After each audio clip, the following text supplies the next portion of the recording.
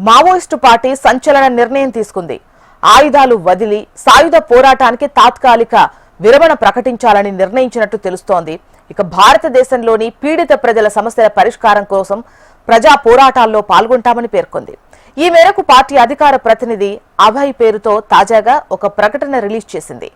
అభయ్ పేరుతో చెలామణి అవుతోన్న కిషన్జీ సోదరుడు మల్లోజుల వేణుగోపాల్ తాజా చిత్రాన్ని ఈ ప్రకటనలో ముద్రించడంతో పాటు ఈ నిర్ణయంపై ప్రజలు ఎవరైనా అభిప్రాయాలు పంచుకునేందుకు ఈమెయిల్, ఫేస్బుక్ ఐడీలను మావోయిస్టు పార్టీ ప్రకటించింది. ప్రభుత్వం తమ ప్రతిపాదనను అంగీకరించిన వెంటనే ప్రజలు తమ ఆలోచనలు పంచుకునేందుకు వీలుగా ఈమెయిల్, ఫేస్బుక్ ఐడీలను అందుబాటులోకి తెస్తామని ప్రకటించింది. వాస్తవానికి మావోయిస్టులు గతంలో ఎన్నడూ ఇలా చేసిన దాఖలాలు లేకపోవడంతో ప్రకటనపై అనుమానాలు వ్యక్తమవుతున్నాయి. నిఘా వర్గాలు మాత్రం ఇది నిజమైన ప్రకటన అనే అభిప్రాయం వ్యక్తం చేస్తున్నాయి. ఆగస్టు 15వ తేదీతో ఉన్న ఈ ప్రకటన నెల రోజుల తర్వాత మంగళవారం రాత్రి వెలుగులోకొచ్చింది. ప్రధానమంత్రి, హోంమంత్రి, మావోయిస్టు ప్రభావిత ప్రాంతాల ముఖ్యమంత్రులు, హోంమంత్రులతో పాటు శాంతి చర్చలకు అనుకూల వైఖరి అవలంబించిన పాలక, ప్రతిపక్ష పార్టీలు, శాంతి కమిటీ సభ్యుల ముందు తమ వైఖరిని స్పష్టం చేస్తున్నామని మావోయిస్టు పార్టీ ప్రకటించింది.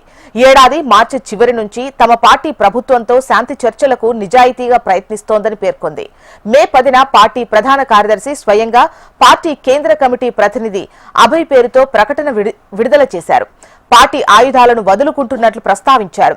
ప్రభుత్వానికి కాల్పుల విరమణ ప్రతిపాదించారు. అత్యంత కీలకమైన ఈ అంశంపై పార్టీ అత్యున్నత నాయకత్వ సహచరులతో సంప్రదించడానికి నెల సమయం కోరారు. కానీ కేంద్రం అనుకూల వైఖరి వ్యక్తం చేయలేదు. బదులుగా 2024 జనవరి నుంచి జరుగుతున్న సైనిక దాడుల్ని తీవ్రతరం చేసింది. పర్యవసానంగా మే 21న మాడ్లోని గుండెకోట్ సమీపంలో జరిగిన భీకర దాడిలో పార్టీ ప్రధాన కార్యదర్శి బస్వరాజ్తో పాటు 28 మంది చనిపోయారు.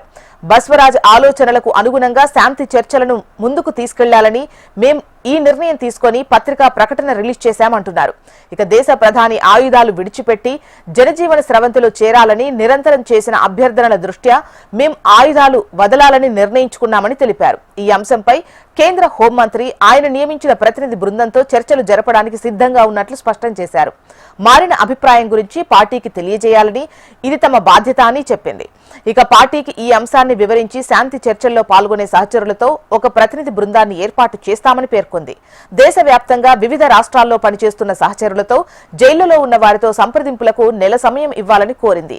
ఈ విషయమై ప్రభుత్వంతో వీడియో కాల్ ద్వారా తమ అభిప్రాయాలు పంచుకోవడానికి సిద్ధంగా ఉన్నట్లు వెల్లడించింది.